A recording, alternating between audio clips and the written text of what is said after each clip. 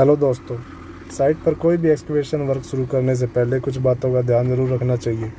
जैसे कि साइट पर कंस्ट्रक्शन की centre line layout drawing available है या नहीं, जिसकी मदद से फुटिंग्स की प्रॉपर मार्किंग हो सके। दूसरा, साइट पर टीबीएम यानी टेम्परेरी बेंचमार्क बनाया गया है या नहीं, जिसके रेफरेंस से आप बिल्डिंग के हर एक लेवल डिसाइड कर सकें।